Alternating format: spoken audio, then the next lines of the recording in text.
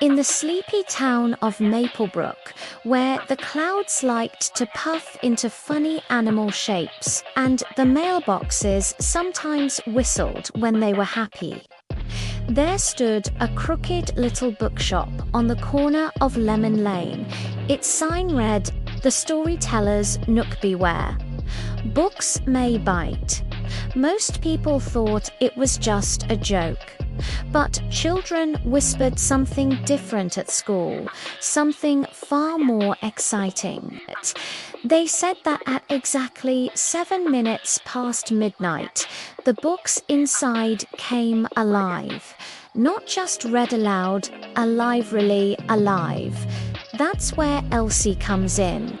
Elsie Maple, age 8.5, lived just 2 houses down from the Nook and had dreamed of being a storyteller ever since she could string together her first sentence.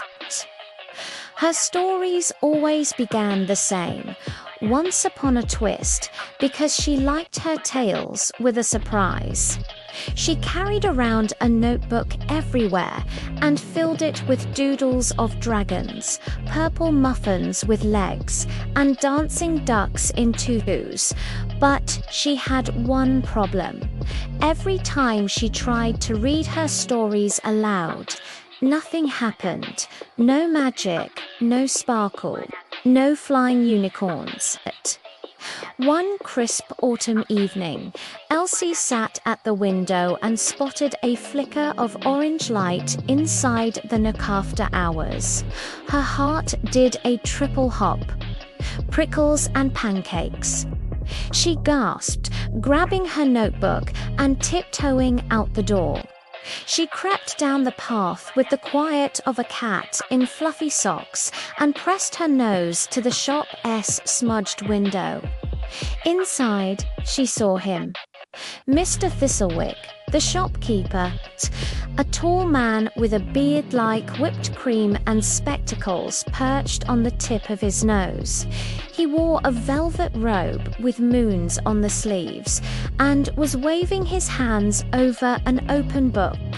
And that's when it happened. The book glowed golden, letters uncurled like ribbons, swirling into the air.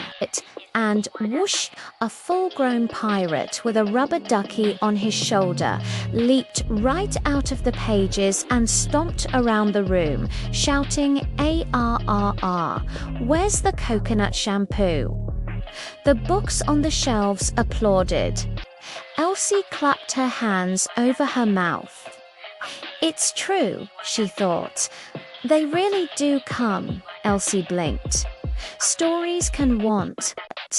Oh yes, Mr. Thistlewick whispered, they're picky things. A tale told with love can dance. A tale told with doubt stays on the page, but a tale told with wonder. He winked. It comes alive. He handed her a small blue book titled The Storyteller's Rule, Volume 1, and said, "Tonight, midnight, bring a tale of your own, but beware if your story isn't ready, it might misbehave." Midnight couldn't come fast enough. Elsie wrote and wrote. She decided to read her favorite story, The Pancake Princess and the Flapjack Dragon. It was about a brave little girl who saved her village by flipping syrupy pancakes at a grumpy dragon until he smiled. She'd drawn pictures too, with syrup trails and whipped cream mountains. At 12:07 exactly, she stood in the candlelit shop, heart bouncing. Mr. Thistlewick nodded. "Begin." Elsie held her notebook, took a deep breath, and read, "Once upon a twist, there was a girl named Petunia who flipped pancakes faster than the eye could blink." As she spoke, golden light spilled from her notebook, the pages rustled. Then bloop, a buttery pancake zipped into the air and hovered. Thwomp. Out popped Petunia in a cape made of napkins, holding a spatula like a sword. "Oh, my syrup," Petunia squealed, flipping in midair. Then came the dragon.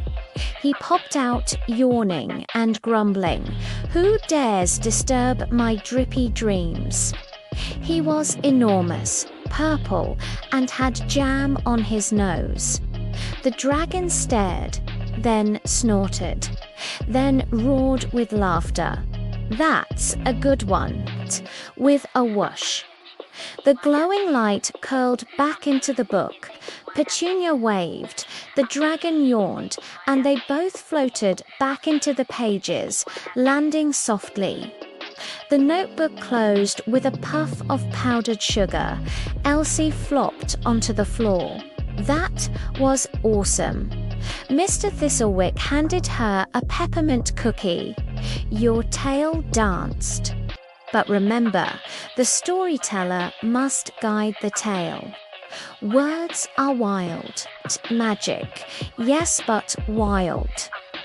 Every night for the next week, Elsie returned with a new tale. One night, she summoned a family of bubble-blowing raccoons who floated around the ceiling.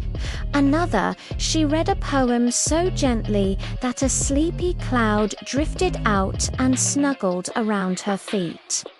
Once, she even read a mystery backwards and accidentally created a sneezing detective who only solved puzzles by accident.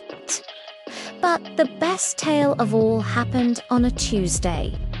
Elsie had written a story about a lonely girl who wished for a friend that would always listen. She didn't even realize she'd written about herself. She began. "Once upon a twist, a girl whispered a wish into a wind, and that wind carried it all the way to the edge of the moon." This time, the glow was silver. The pages lifted like wings, and out came a creature made of stars and silence. It was shaped like a cat, but sparkled like the sky. It padded to Elsie and curled at her feet. "She shall be named Echo," said Elsie, breath caught in her throat. The creature blinked slowly, then purred. "That tale," said Mr. Thistlewick, wiping a tear, "was told with heart. Echo is yours now, if you wish." Some stories choose to stay, and from then on, Echo followed Elsie everywhere. Elsie became the youngest official storyteller of Maplebrook, and the books inside the crooked little shop never stopped buzzing with delight. But every time someone asked her, "How do you make a story come alive?" she would just smile and say, "Follow the rule." Then she'd whisper, "Once upon a twist,